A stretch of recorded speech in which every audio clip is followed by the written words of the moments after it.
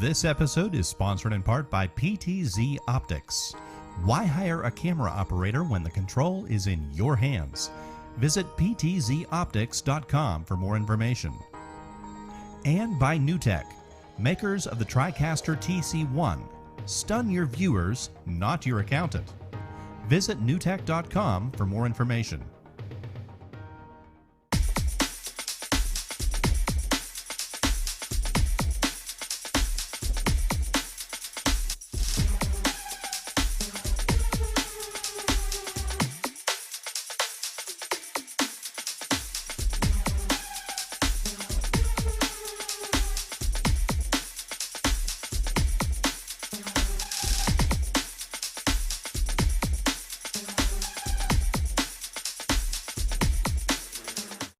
Hey guys, it's Thursday, so it's time for another edition of Broadcast Now, the show that talks about everything that has to do with live video, the internet, live streaming, and taking your money. No, I'm just kidding. We have with us, as always, we've got Mr. Marty McPadden from podjam.tv. Welcome. Hello, sir. How are you? Take my money. Oh, boy. Well, maybe we'll see what happens. Hey, today, so. Listen, audio is not important, so that's all I'm going to say right. on that. Also, we have with us is the man, the myth, and the mystery, Mr. Greg Terry. Welcome. Welcome to the program, Stephen. So I'm trying to do it. Are you doing one of those bad Japanese horror flicks? It's like an old Japanese film of Godzilla. And when you've got that kind of audio delay, get ready for a great hour. Thanks, Stephen. Well, it's great to have you here, and we're already getting some comments here in the chat room. Why don't you go ahead and welcome some of the folks, since that's something you do really well. Holy moly, Stephen, thank you. I'm seeing Endless One up in here. Of course, Rainwater. He's dropping the audio is not important. Okay, should be an interesting topic. He's taking care of the West Coast there in Washington State. Did you see my mini fridge, Rainwater? How are you seeing my mini fridge? Come on. Endless One Up, Cryotech, welcome. D. Santa, Hollywood Polo, Adam Cow with the big sup, gentlemen. And that's just over on YouTube. Let me jump over here for a second, Stephen. I also saw Lindsay here somewhere, as always. And Cryotech, he's having some fried fish with some fries. Not bad. Looking forward to it. Hopefully we're a good compliment, and we'll continue talking to you guys throughout the night. So welcome to the program. It's going to be an awesome time dealing with some audio. Well, and I wanted to kind of bring up a little bit of a preface as to why we're going to be talking about this. Next week, we have a special guest that's going to be either in studio or remote. We're not sure yet. Talking about broadcasting in schools. So if you know any educators that want to learn how to do this, make sure they tune in next week. That's the housekeeping for right now. But the premise behind this is last week we did a show, and I don't know if you guys were paying attention, but all of a sudden in the middle of the show, there was some crackling and garbling, and I'll be the first to admit, listen, sometimes things happen. And we didn't understand it because it sounded fine to us. But our community manager, Brad, he's like, guys, he's messaging me and Marty going, guys, it's crackling. Something's going on. And after the show, when we went off the air, we were trying to figure out, like, what happened, right? We went on, and the guys hung on for a little bit afterwards, and I started, trying different things, rebooting vMix, trying, anything. Here it was the TriCaster. We had to go out of the session is what it's called, and go back into it. But then Greg says, you know what? You've got some other issues that we need to iron out. He says, I'm going to come over. And he overhauled all of my settings, and I'll let him talk a little bit more about, a little bit what he did on it. But needless to say, it needed some work, right? It needed a full surgery. I mean, this was basically a system that was on life support.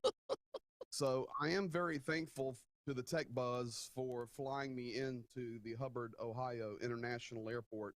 And on an emergency basis, we rolled over and we performed a CPR event in the audio studio of the Wizard of Broadcasting, and he's now the wizard of audio. So yeah, it was, and we'll talk about it more as the program goes, but here's the deal on audio in a nutshell. This is Audio 101. Everything must work together and complement each other. So whether you're dealing with audio, gain structure, EQ, compression, gating, anything in the entire system, microphone, lines, you have to look at that not just as individual components. So when I went into Steven's studio and we went through everything from the TriCaster to vMix to his PreSonus board, his microphones, his cables, we went through it with a fine-tooth comb, and what we ended up with was not just let's just say it was 10 components coming together to get his audio coming through his microphone.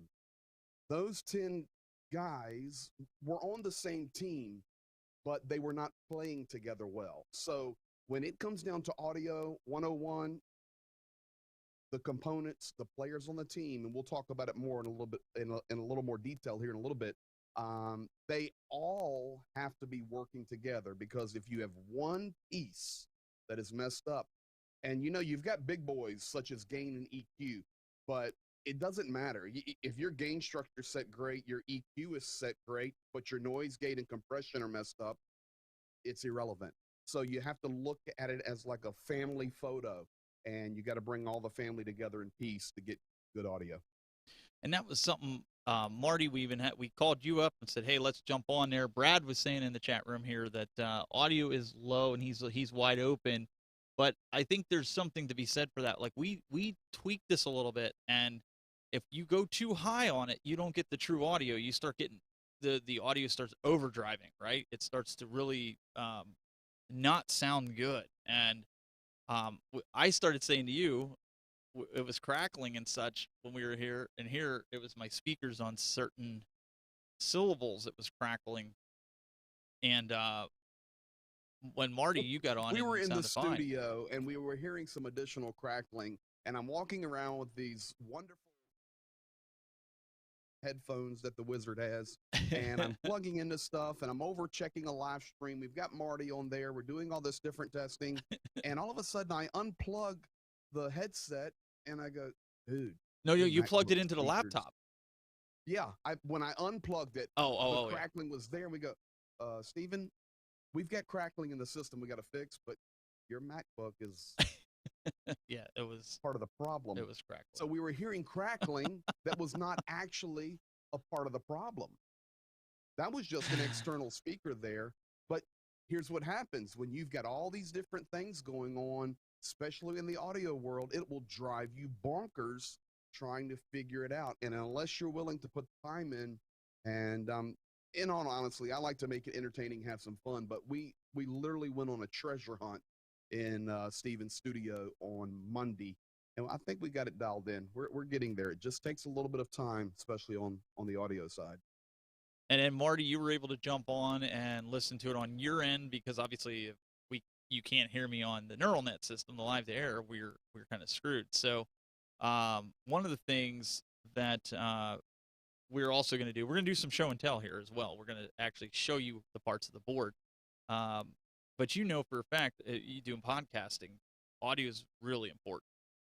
Yeah, very, very important. You really and think of it, and I know Greg's going to go into this a little bit, but the analogy I like to use, and people have probably heard this when you first get into audio, think of it as a chain, and that's really what you call it. You call it an audio chain because there's various ingredients and aspects to it, and how you build out that chain really matters.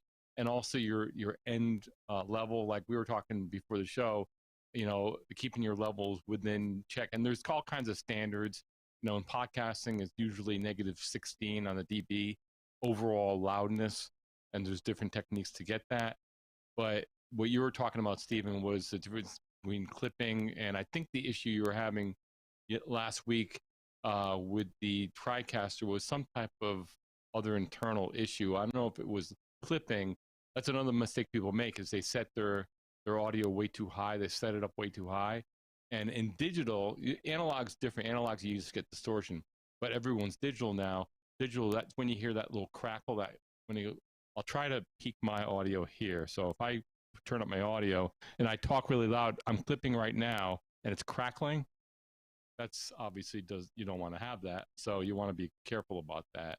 And I know, Greg's going to get into this a little bit more details, but yeah, it's all about that overall chain and adding different things. And I would say this, as Greg goes through this, keep it simple to start. It's like building a house. Keep your foundation simple. And again, it's all about the foundation, as you'll see later, your setup. And then as you add different things to it, make sure you understand what each thing does, what it adds, and maybe what it doesn't add, or maybe what it takes away. So I'll leave it at that. That's something that we ran into. They're saying in the chat room, Rainwater was saying, if you go in a treasure hunt in Steven's studio, you'll also find 18 Guitar Hero guitars. He's not kidding. That there is a true statement there. But the NBA Jam's gone. I put that in my trunk. He put it in his trunk. But there's a lot of things in my studio that the audio routes through, not just the TriCaster. I mean, it's coming from the board. So one of the big things that you had to do is kind of, well, you haven't used my Personas in a long time. You used the Behringer X32 at the church. Yeah, I was delivered from Personas about 6 or 7 years ago, and I've not went back to that. Personas is good stuff, but next thing we're going to do is we're going to update Steven's board and system there on the audio side with my guy, Chris, and we'll get him on here in the future. He's a master when it comes to audio. But yeah, we had to go on a hunt. And Steven, I'm noticing right now that, I'm reading the chat and guys are hearing the volume, and there's multiple comments where the volume is getting better. So just for a live experience tonight, before we get into all this stuff and the diagrams and talking about the marriage of components, are you doing something? Are you adjusting compression? Are you bumping gain? I have been bumping up remember we had 5 dB set inside for master and TriCaster inside of vMix. Yes, I sir. bumped them from 5 to 10, and I hope there's not any kind of issues with that on the live stream, but the audio should be significantly different if people are wondering if it's getting louder. I think you're getting there because you're getting lots of good comments. So here's the deal. You guys have watched Steven, you've watched Marty for years. These guys are pros. I'm new to the community and enjoying every minute of it. The equipment is there. The gear is there. The experience is there. The expertise is there.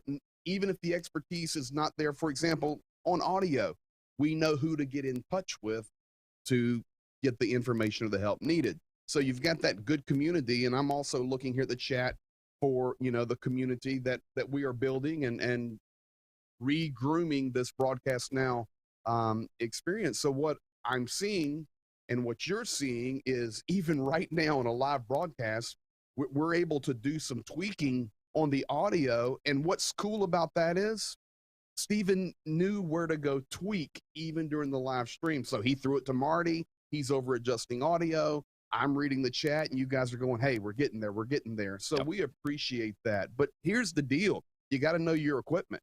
And just like Steven was talking about, honestly, I mean, I think a treasure hunt is the best way to describe it. When we got there and started diving into Steven's system, you literally have to start from ground zero. And that was all the way down to physical cables. We were looking to find the issue. And in audio, here's the deal. Never panic. Never panic. Because it is going to be a logical solution in the end. If you are a musician, a broadcaster, a streamer, whatever it may be, and you have a problem. I lead worship at a church. I travel a lot. I'm a piano player, jazz musician, all this stuff. And when I'm traveling and we have an issue with audio, we never panic. I've trained the guys. Panic is the enemy. This must be logical. And you have to know your system where you can start going through the checklist. With Steven's system, we created our own checklist and we went from ground up. So whatever your system is in your home, your business, your studio, if you're on the professional level or you're on the growing level, as you add equipment, right, learn that equipment, especially on the audio side. It's very, very important. well, and that one of the first things that you asked me when you got into the studio was, okay, I need to know your layout. I need to know from the mixer, where does the audio go? And then of course, we came over to the TriCaster. I showed you where I had my settings for that. And you're like, nope, put it at 0. Then you said, where does it go after the TriCaster? We said it went over to the vMix machine. And you were like, okay, where's that set at? And I was like, I don't know, -15. Well, I'm just throwing that out there because I don't remember what it was. Right. And you're like, put it at 0.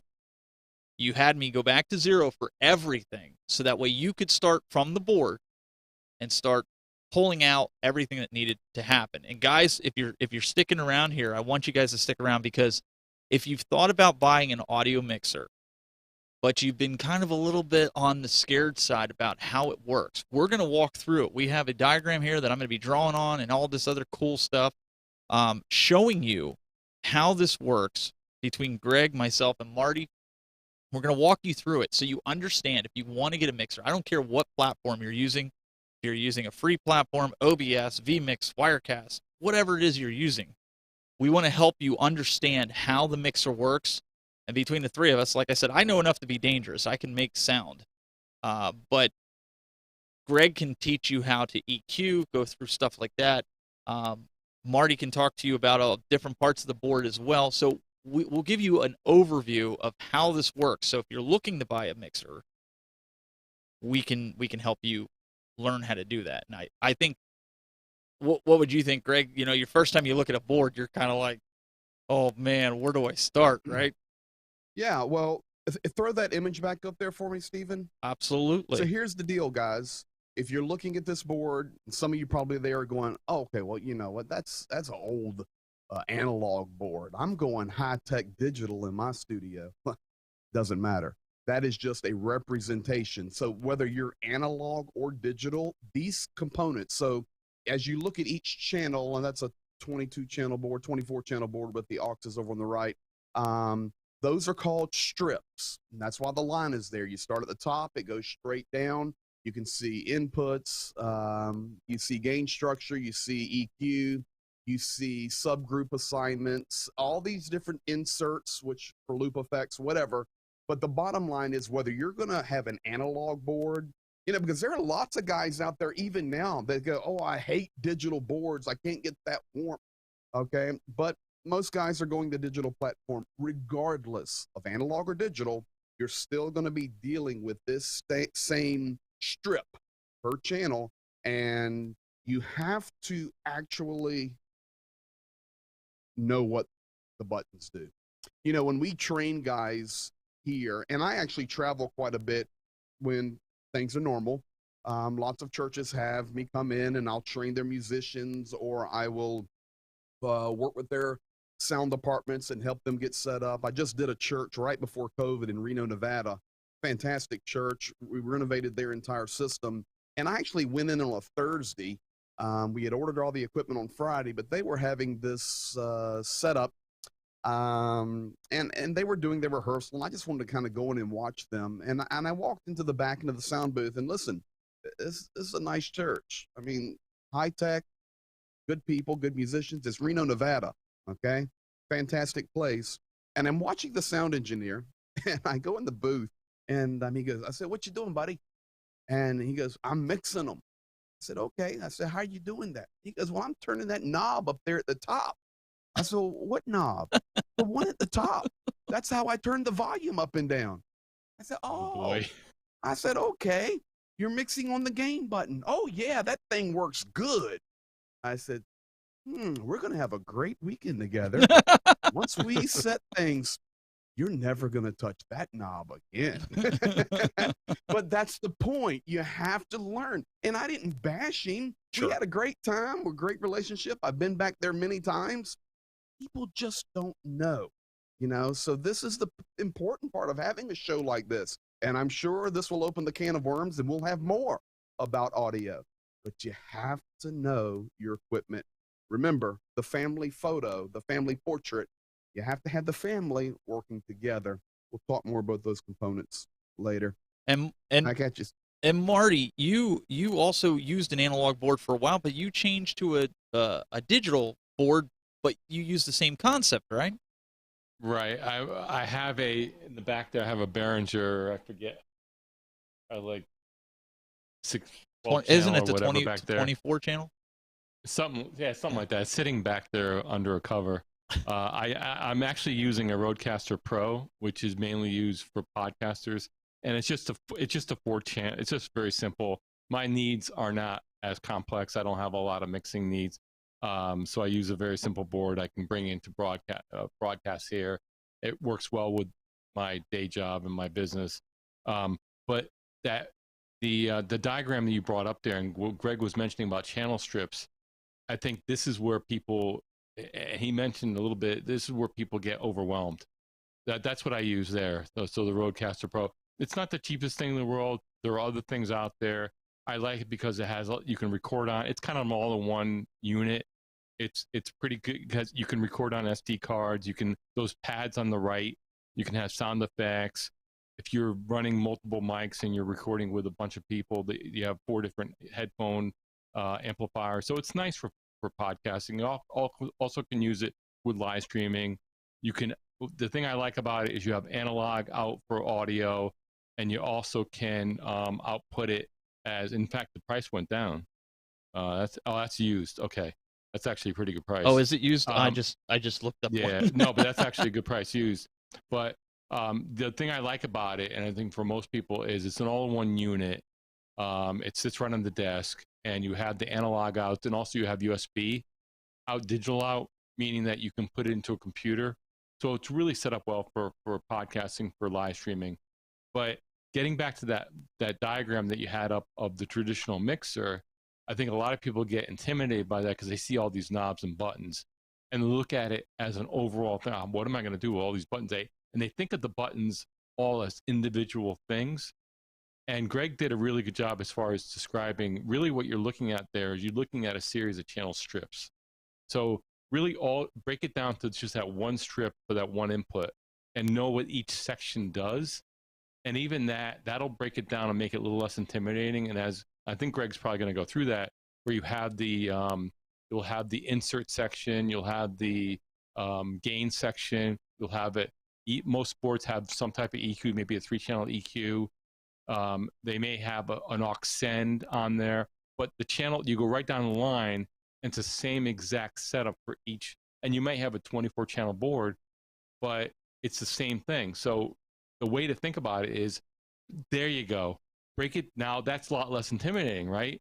I mean, that's really what a mixer is. It's just that one strip multiplied by how many channels you have. So you have the last thing you have is the people are familiar with the fader, and it has a little indentation there for unity, and we'll get into that. But the fader is the last thing you do. Then you have, like, it looks like pan, meaning if you have a stereo input, you can pan left and right. You have aux, looks like an aux send there. That's aux. So your control, aux sends, that's a whole nother thing. Looks like an EQ section there where you have maybe 3 or 4 different channels of EQ. You have the gain there. Gain, we'll talk about that. That's how you set it up. And then that looks like an insert. Insert in the line, yep. Insert, and then the actual line in, and then the mic in. And a line level and mic level, that's a whole nother thing, where those are 2 different levels and all that. But I like how you did that there. Looking at it like that, I would think for even the most beginner, it's a lot less intimidating. And that's really all a mixer is a series of channel strips. And that was something why we wanted to break it down for you guys, because when you have something like this, like Greg said, it was like a 24-channel. It was just a graphic that was high res that I could grab off of, Google. But all the mixers, like I have a digital board, but essentially the concept is still the same. It's just in different places. Is that fair enough to say, Greg? It's just in different locations depending on the digital board.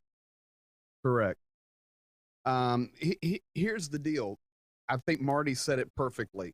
If you look at a board, you're just overwhelmed. And most folks feel that, well, I'm broadcasting, I'm streaming, I've got to get my picture perfect, I've got to make sure my lighting is great. But I've got news for you. If you have the greatest 8K video in the world and your audio is trash, nobody's going to watch. Right. So when you take time behind the scenes, this is a Broadcast Now program. We're talking to broadcasters. You're working behind the scenes before you bring your content, your program to the public. You know, you break it down into 3 main areas. You know, you got the video side, which is camera and lighting. You've got the audio side, which is your mic or your external audio inputs you're going to use for the experience. And then, of course, your content. And what I've learned, whether it be for streamers, content creators, churches, DJs, whatever it may be, believe it or not, DJs, many times DJs are worried more about having good lights than having good sound. And it just doesn't work. So if you're in a workflow, preparing for your broadcast, for your streams, divide your time up. So, okay, this week I'm going to work on the sound. I'm going to stream to an unlisted YouTube video, and I'm going to do a 5-minute clip. I'm going to go back and listen to it, and then I'm going to adjust it. He said, well, what am I adjusting?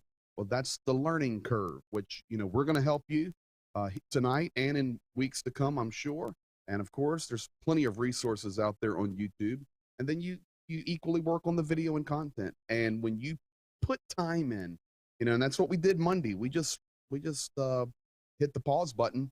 I jumped in the vehicle and rolled over to Steven and said, we got to fix this. And literally we went through it. I guess the best way to say it, Steven's with a fine-tooth comb.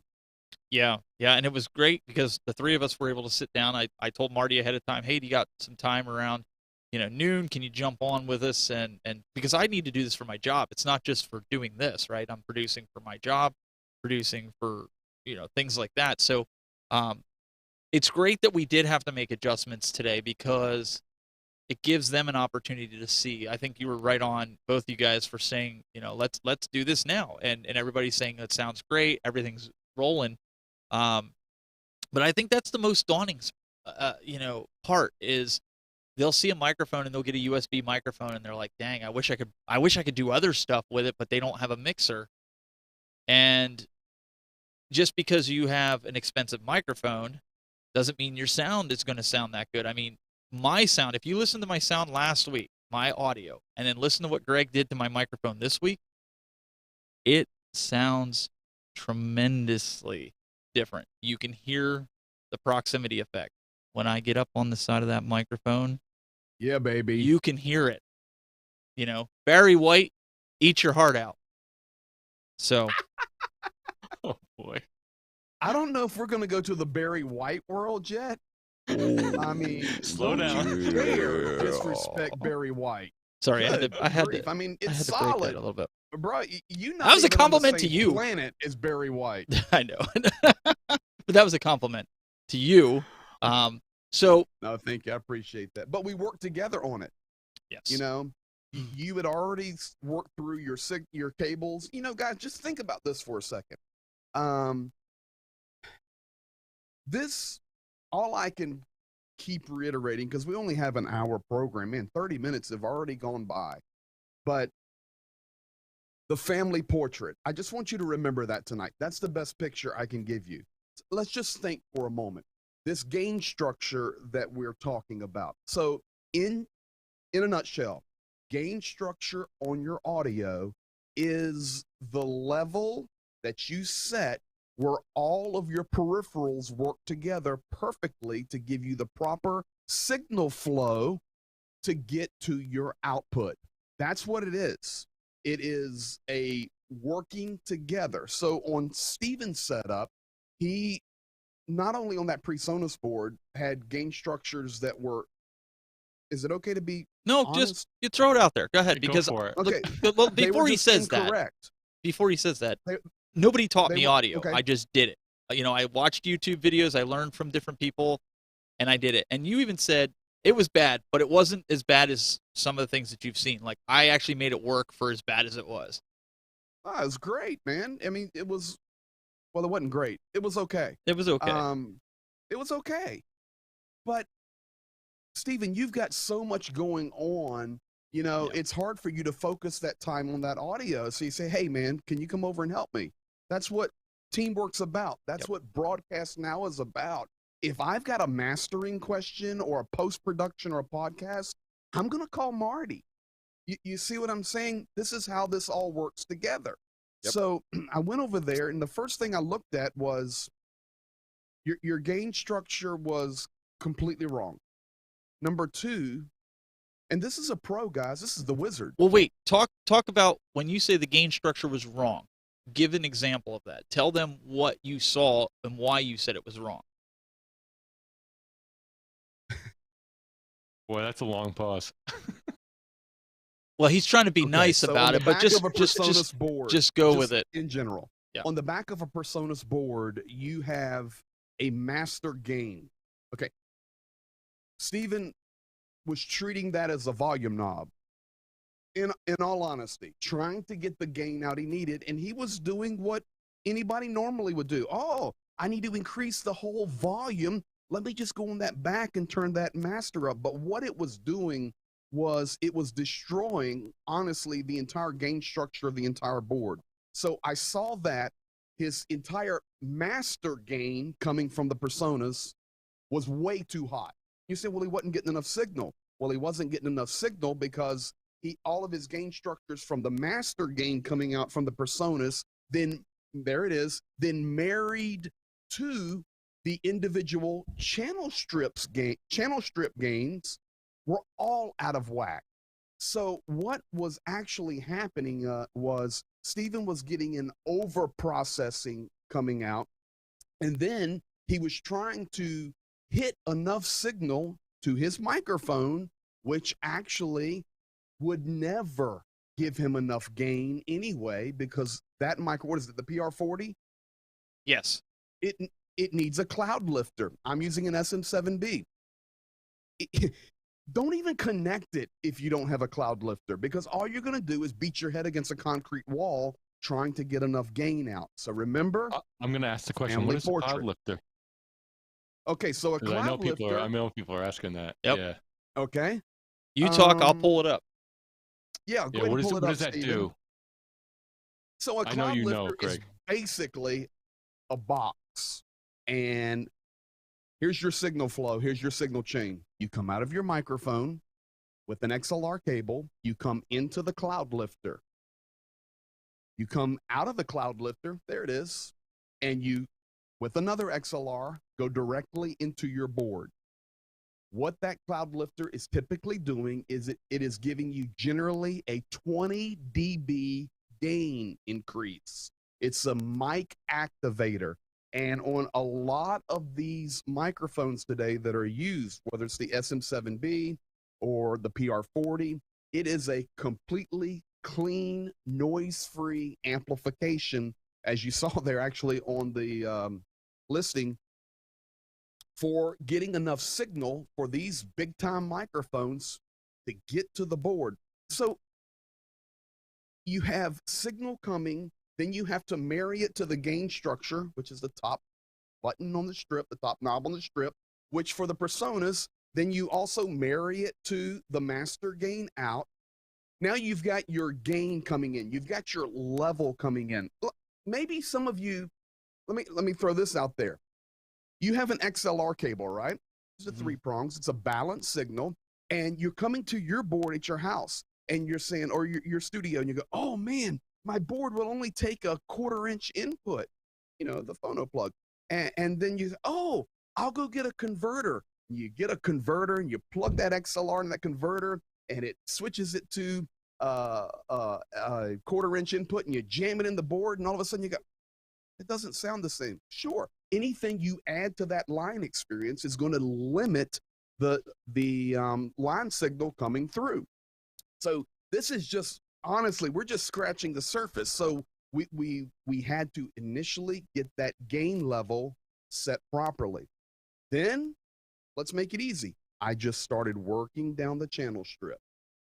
But remember, the first thing we did was with TriCaster and vMix, we set them to nominal, which is unity, which is that 0 on your mixer. We got that right. Then we started gain structure, and then I started going down the channel strip. We had to re-EQ the microphone, and honestly, a lot of the EQ work I did helped out tremendously. And I don't want to just keep going here, but let me just say this, and then I'll throw it back to you guys. People look at EQ, and these are all major shows within themselves, but they look at EQ and you have no clue what you're looking at. And that's not disrespectful. I didn't either when I started learning it. And okay, I got a low mid, got a mid, and I got a high. And okay, well, let me just turn this till it sounds right. Well, here's what I would encourage you to do. A couple of things. Do a Google research. Just type it into Google. What frequencies do male voices or female voices, what band do they cover? What spectrum are they in? So typically, voices are around that 400 hertz up to the 1 to 2 kilohertz, and you're EQing in that section, because if you're up EQing in frequencies where the process is not even coming through, you're doing nothing. The other thing is that I really want to encourage you, in line with EQ, there's a thing on that strip also called many times a high pass filter. And it's kind of goofy because a high pass filter will actually cut low frequencies. It's kind of opposite, even though it's called a high pass filter. What that does is there we go. Thanks, Stephen. There we are, folks. And you say, oh, I can't look at all those graphs, whatever. You have to. And just kind of analyze and learn in slow little bites. But the high pass filter, honestly, is your best friend, because it takes out all that low that is not even in your vocal anyway, and it just cleans up the channel. Remember, family portrait. And then, of course, we get into a whole different world with compression, noise gating, and effects. Maybe, for me on vMix, I run VST3 plugins to get different presences on the mic. The bottom line, and I saw somebody earlier on the chat, who was it? Endless One Up, talking about, condenser mics and all this, but he was talking about the insert. Insert is where you can insert an external peripheral equipment or signal flow into that channel strip for processing or even other things. I mean, honestly, we've this might be a multi-port. Each one of those things is a show. Oh, each yeah. You mentioned. Yep. And I wanted to put this out to you guys. This week I was accepted into Amazon to be able to stream as I hate to use the word, but that's what they call it, influencer. But my point with this is, I'm going to put a link here in the chat room of all the different gear that Amazon sells that I use. And as we, proof it, like the Cloud Lifter Greg mentioned, I'm using not the Cloud Lifter brand. It's about half the price of it. So it's fantastic. If it sounds like something that you want, I'm going to put a link in there to my storefront. It's all broadcasting gear. There's some arcade stuff for you guys, arcades, like LED lights and stuff, like broadcasters. You can use it behind your TVs and things like that. But I want to put that out there because this is a lot. This is a lot to take in. And as we get into the board, this is an episode you want to listen to over and over again, especially because this is just as huge as video. We talk about video. But as Greg and Marty are saying, and you could spend the whole show, right, Marty, talking about this one subject. Yeah, I mean, I would say, and I know you kind of had a plan words there with the title of the show, a little link bait there. The audio's not important. Our friend Mike Phillips, that's his famous line. We kind of took it from him. But it's kind of like it's kind of being sarcastic, and audio's everything. So I always tell clients and anybody starting out, if you're going to start with one component of your show, make sure you're really dialed in the audio, because people are, especially if you're doing live streaming or video, people are much more willing to forgive maybe some crackling on the video, maybe not quite right lighting, maybe if you're streaming, maybe you have a little internet interference. But if the audio is wrong or if the audio is off, it's, that's where it all starts. That's the foundation, and there's so much to unpack what Greg just went through with the mixer, and each one of those things that he mentioned is a show. The compression we could do a whole show on just compression, and limiting and a gate. I mean, maybe that's one show. The EQ is a whole show. And when you mentioned the high pass filter, it's funny. Yeah, it's like you're basically passing the highs and getting rid of the lows. And the principle behind that is anything below like 60 hertz is not even heard by human hearing. So get rid of the frequency. I won't get too cleaning deep. it up. Yeah, and because you're just getting rid of frequencies you're not using, and EQ is about taking away and adding. So it's all dB, and so you also got to watch your levels there. It can get pretty geeky, and we should get into that because you brought up some really good overall points with that. The thing I want to mention and really make sure that people understand what Greg was saying, going down that channel strip, is so important to set up the gain stage. And when he was saying unity on your board with the fader, there's always a spot there where it's 0. All your faders should be at 0, and then you adjust your gain and make sure you gain where you want as far as what levels you want to be peaking at. Once you get that set, then that gain knob, you should not have to touch it. The fader then becomes your fine control. If you need to lower or boost it a little bit, you can ride what's called riding the fader sometimes if you don't have a lot of compression or expansion on the audio. The compression does help that's a whole other thing, even things out.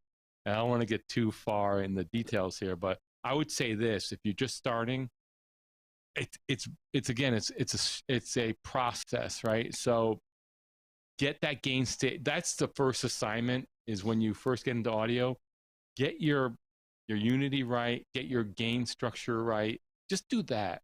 Don't even worry about compression or limiting or expansion or plugins or anything like that to start.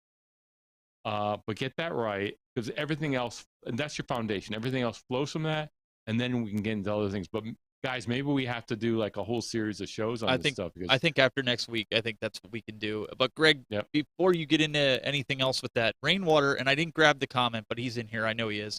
He wanted to know the difference between gain and level. And I thought that was a really good question that I don't think a lot of people understand. That. I am so glad you asked. I saw that question on the chat. Of course, Stephen and Marty and I are like, in harmony, rolling and flowing here. I knew Stephen's going to ask that question. So here's the deal. Gain and volume, you have to kind of think about them opposite.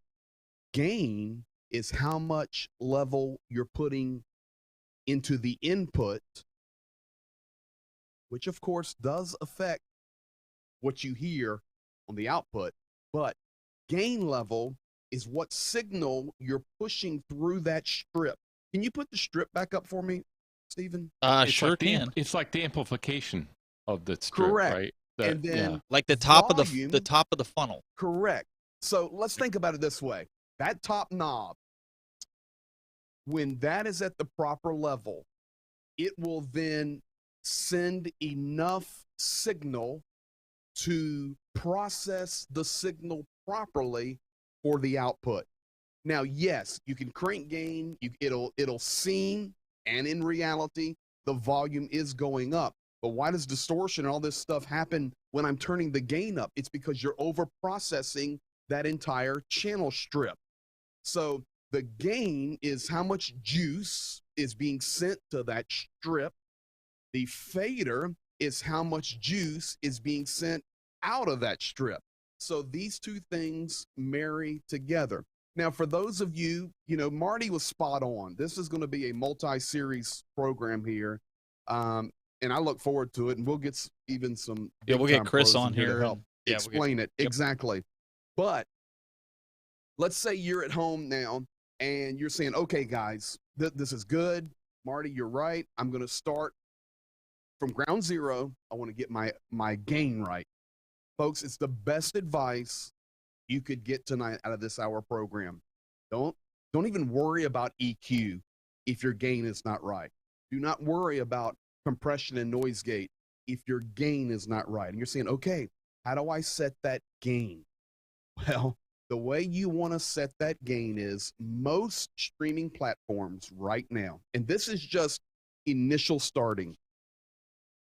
Most streaming platforms right now, whether it be OBS or vMix or you know, whatever you're using, it doesn't matter. They will have an audio mixer. And on that audio mixer, you see a meter. When I'm talking in a normal voice like I am right now, my meter is bumping right below nominal. I'm watching it. I'm clipping up to about, I'm not clipping, I'm sorry. I'm coming up to about -6 dB. And it, you know, on most monitors, it will be like dark green and then a little lighter green and then a bright green and then it will go yellow and then it will go red. Here it is in a nutshell. How do you set the gain? Start with your gain at 12 o'clock. Always start at 12 o'clock. Don't start at 3 or 4 o'clock. Start at 12 o'clock. Work on your signal processing with that. Then go into your internal software, and then you are looking at the signal that is coming into your channel strip. For me, on my vMix that I'm sending Steven over the neural net or live to air, my gain structure is perfect. I'm sending it to him. When I'm talking normally, it is giving me that bright green that is just right under nominal, -6, -4 dB. Show If nominal. I really need to get on it like I'm getting on it right now, I'm only bumping into the yellow. You will not hear my mic distort. I mean, folks, I am ripping it now. Absolutely ripping it. And I cannot touch the red. If you see red, you're dead. Why am I not touching the red? Because my gain structure is right, and then my noise gate and my compression is grabbing it and pushing that signal, that gate back down. It's like, oh, nope, that's too much. We're not going to let you override the channel. And it gives me as a broadcaster, I want to just be gentle and easy. My gain structure is right where I know you're hearing me perfectly right now. Sure, I want you to go, hold on. What's he saying? This is be very important. He's talking really slowly and quietly. But you know, if I need to make that point and jump right on it, still didn't screw anything up. My gain structure set right. So that's it in a nutshell. That's how you set it. Use your meters, and it's the best starting place. And remember, set you up an unlisted video. Go record 5 minutes. Go listen and then adjust. How you do it. You talked about Unity. Before we go any further, I want you to kind of finish that up with this.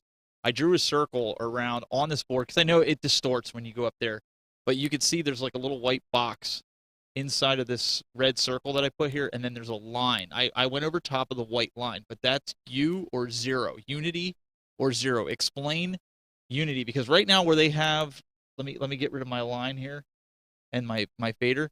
Right now they have that buried. They should not have that buried like that. That is, if your mixer looks like that, it is wrong.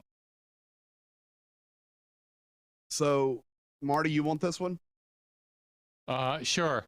So Unity, yeah. So, Greg, you brought up a really good point. In fact, just to clarify what you were doing with the mic, since you have compression set right and all the other little good, again, we can get in the compression in another show, but you notice what Greg was doing. If you didn't have a compressor, when Greg was shouting, the dynamic range would be too much, and it would clip on the high end.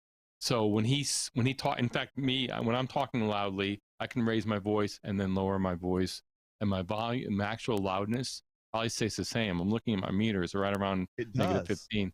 Yeah, and I can talk loud and soft, and so I have some compression on there. But that it kind of evens things out, especially with broken voices. And what it comes in handy is if you're doing a radio show or a video show where it's mostly spoken voices, that you don't need all that dynamic range on a human voice, and it has a lot of benefit, because if you're emphasizing something, at least you're not clipping. If you're clipping, then you get all distortion. But that's for another show. But the Unity is, again, go over that on your fader bar, and the mixers are a little different. There's always a marking for 0, and so you always want to start there. And what Greg was saying, as far as then you adjust your gain and each channel strip. So if you plug in, like channel 1, you plug in a microphone, so you plug in this mic, you set your fader at 0, and then you're adjusting your, and Greg, I thought said it right as far as a starting point of 12 o'clock. And then you're just looking at your meters is where you want your peaks are. So your peak, I think that's a good thing. You're peaking at about -6 on your peaks, and then maybe a little lower as far as your average. But your unity on your fader stays at 0, and just adjust that gain, and then you get it dialed in, and then that's it. And then if you need to make any kind of little adjustments, or say if you're mixing for a group and you have various people on mic and you're on the board, you do all that gains, you set it all up at Unity, you set your gains, and then if maybe you don't have a lot of compression on there, and if you need to ride what's called riding the fader, meaning you have to have your hand on the fader, go up and down a little bit, that's where you make your fine adjustments during the show. And if I'm a little low, if I need to go up, I can always go up on my fader or bring it down a little bit. But I know I should be right around that 0, so I shouldn't have to move it that much if I have everything set up right. But that's when you ride your fader. Your fader is not meant to add amplification. There's no gain in the fader. It's called a fader for the reason, because it fades. It takes away. The gain actually adds power. Same thing with the cloud. When we were talking about the cloud lifter, what's great about that is that adds clean gain. There's no noise in there. So if you have a mic like this, and Greg's 7B, that is what's called gain hungry, and it's because of the dynamic microphone, there's no power to the mic, and that enables you to use it in a non-studio environment. But it needs a lot of gain because your voice is actually pushing the element manually. There's no power to it, so you need something to add a little extra gain to it, and you need clean gain so you don't get a lot of noise. Your board might also have gain too, but depending on your board, I don't know what the quality of your preamps are or whatever, but that's the value of that. And then you're starting out with gain. Then you want to keep that gain nice and clean. Everything's set, and then everything is organized and using it properly. So I don't know, you guys, they see beginners and they don't know, and they're riding that fader and they're using it like a gain, and that's not how you're supposed to be using it. Well, and Rexer threw this out here, and I don't know who wants to take this, but have you guys talked about the limiter as a tool to avoid clipping? Greg, Marty, I don't know if you feel we're going to get into that on a different show, but yes, Rexer, compression and limiter work together, and noise gate, all of these are tools, that we're all using, I'm using, but those are shows within themselves and very important. So yes, we have discussed some compression and limiting and noise gating, but here's the deal. We're going to go back to the family picture. That's been kind of my motif in just this initial episode dealing with audio. Family picture. Let me ask you a logical question here. What does unity mean? Forget audio. What does unity mean? Right. Unity means that we are in one mind, one accord. We are co-laboring together. So in the audio world, unity is when all the peripheral equipment, everything, we started with gain structure tonight, but then, board, especially back in the day of when you had peripheral equipment with EQs and compressors and whatever it may be, when these pieces are working in harmony together, where if you removed one piece from the equation, the signal flow would not change. That is the definition of unity. Makes absolute sense. So when you are working through your signal processing, you do not want your signal on your microphone or audio files you're playing to be dependent upon one piece of equipment that makes it or breaks it. That's not unity. Unity is when you're taking all these pieces of the family portrait, you're putting them together, and in harmony, all musical terms, in harmony, they're working together to give the right audio picture. So it's very important in dealing with a lot of churches and even DJs. There was always, especially, 25 years ago, 2015, and now these are available as plugins, or you can get the hardware if you want. but there was a piece of equipment made by BBE that was called a sonic maximizer. You guys ever heard of a sonic maximizer? Oh yeah.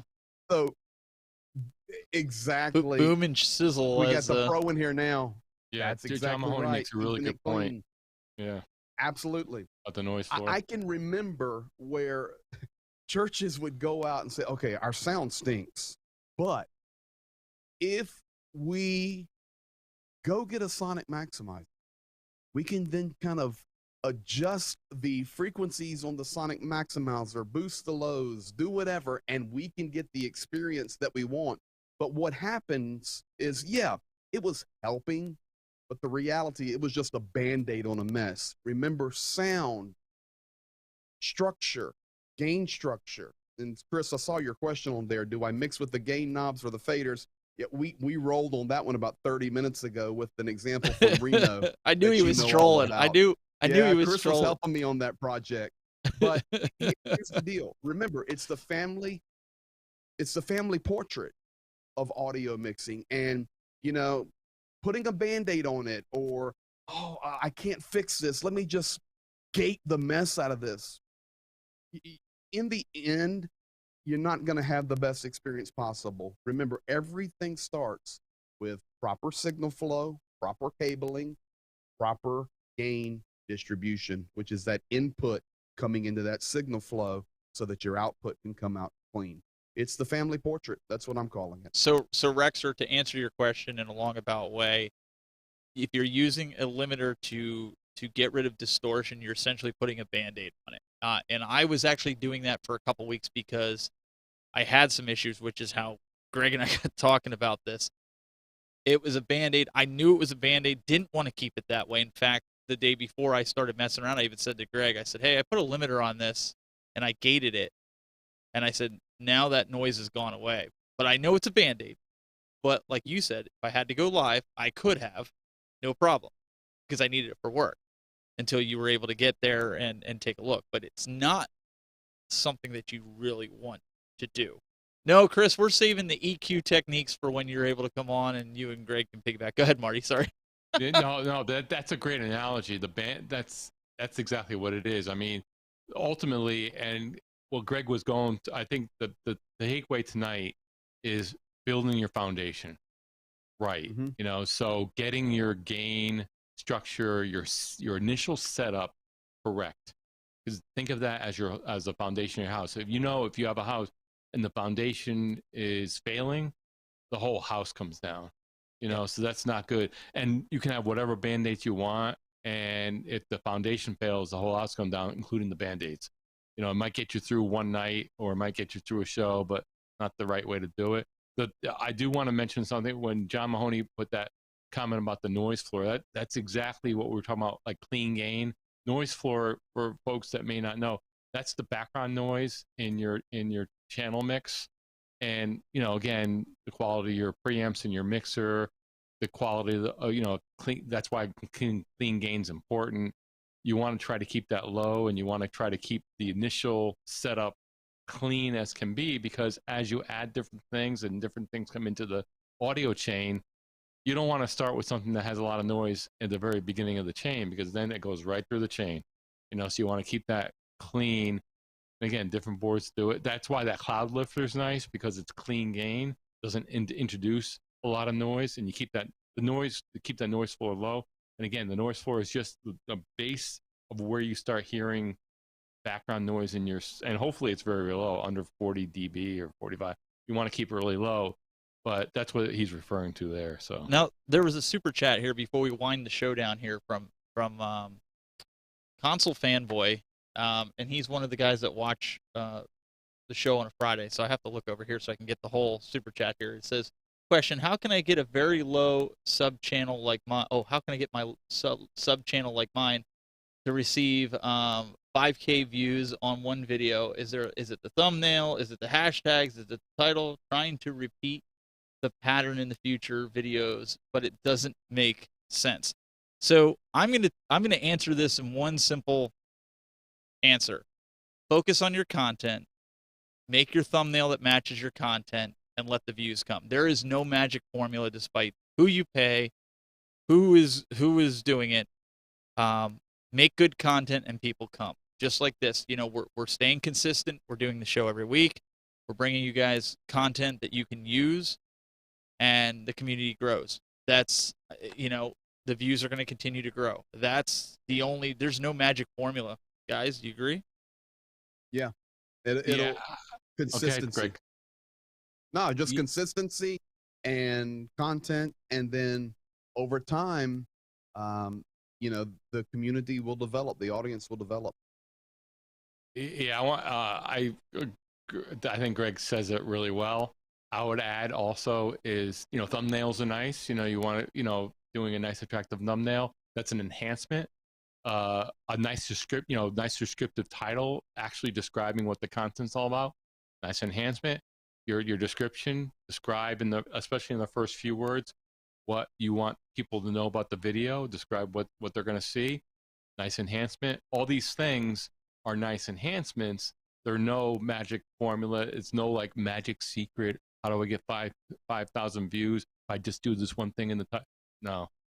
I think Greg and Steven both said it right. Concentrate on your content. You know, do what makes sense with the thumbnail. You know, it can be imaginative thumbnail. You go around YouTube, you can get an idea of what's going on. Make it attractive where you want to make it attractive where people want to click on it. You know, so you can do things like that. Title, you know, make it descriptive. It's just John Mahoney. Common sense. Oh man, he's getting real geeky. John Mahoney. Okay, Steven, I was gonna crack open the egg, and you know what? John Mahoney's just like ripping. I was gonna say, Steven and Marty, do you want me now to really upset everybody? Because we've talked for an hour on gain structure, we talked on signal flow, we've done a good overview, and we've discovered that this is a big need, and we will do more in-depth dives. There's old John. I had to drop the mic on him last week. Oh, here we go. I gotta drop the mic on him again. Here John we go. Mahoney, boom.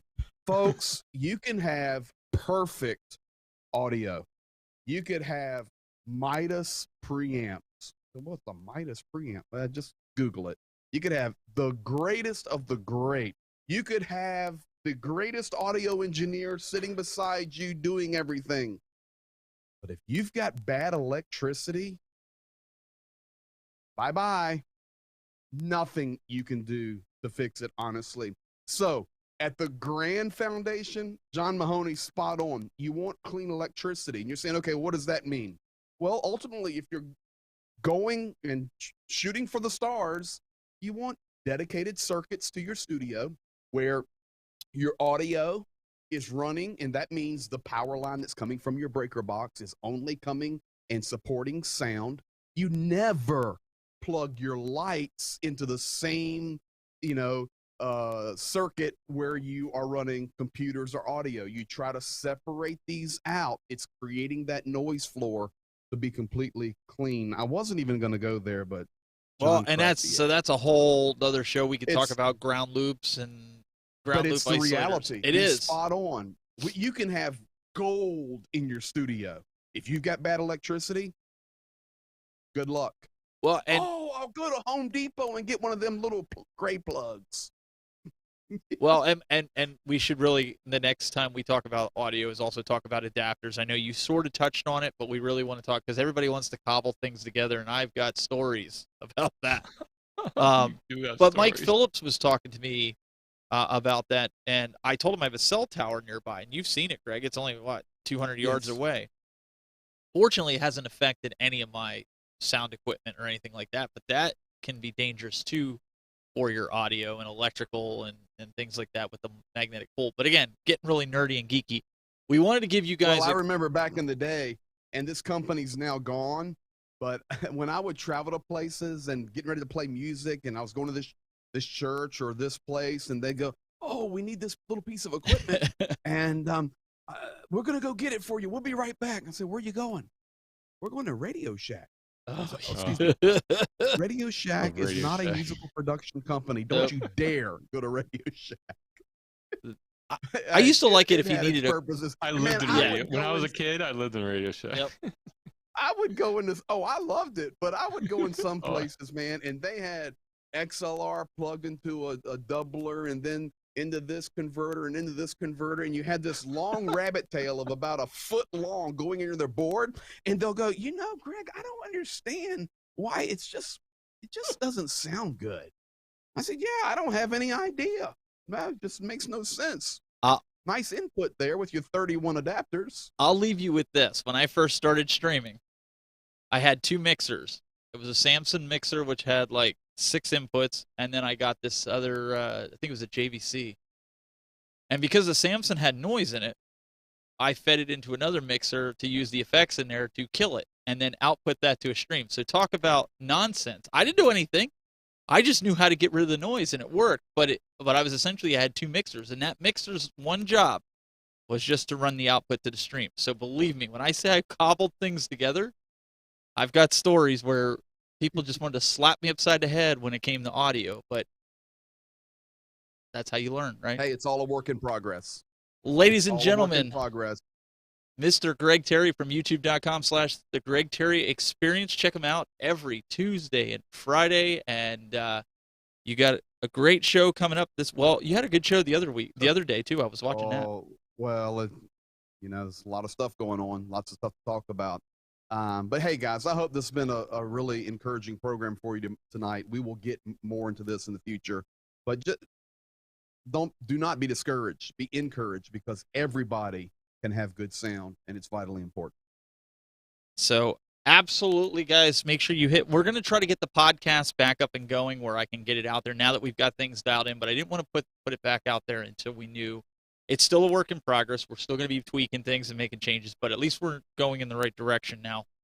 So we'll get it up, but make sure you subscribe to the YouTube channels of these guys and myself if you want to watch the show.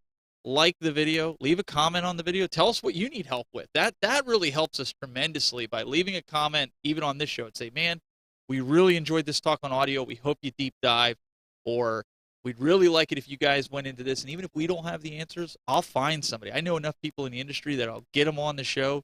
John Mahoney will probably come on anytime we ask him, and he knows a lot. So, and this time it'll have good audio. So that's something that we could do. So leave your comments. That's what we want to do this show for. If you have somebody like I said, next week, we already scheduled the guy for the school. Then the following week, we'll continue the audio talk. Like if you have educators that want to learn how to stream and what the challenges are, get them to watch the show next week. It'll be good. Marty McPadden, podjam.tv. If you need help with any kind of video and audio editing or podcasting, he's your guy. Yep, tons of work, and I want to emphasize your point about making the comments, because then we know what you guys want us to talk about. We love that, and that helps us out, and it helps you guys out too. We want to cover things that'll help you do better productions. And it helps us also to give you some show and tell. We don't want to just talk about it. We want to give you examples like we did today, to be able to show you, like when Greg was going through the vocal patterns, to be able to show you exactly what he's talking about. So leave those comments. We really appreciate you guys. We have this faithful community that's here. Endless One Up, Rainwater, Rexer, Hollywood, all you guys. And if I missed some, I apologize. But all you guys that come out every week to watch this show and learn more and how to better your broadcast. I mean, that's the whole point of Broadcast Now. So I encourage you guys. Brad has been putting the link in the chat room. If you didn't get it, we have a Broadcast Now community on Facebook. You can go in there and ask questions, and other people besides us that have skills and talents in broadcasting can answer those questions, no matter how mundane you think the question is. Remember, I thought I saw it in the chat room earlier. The only stupid question is the question that you don't ask. So if we can help you in that fashion, that's what we want to do. So, guys, until next time, keep buzzing.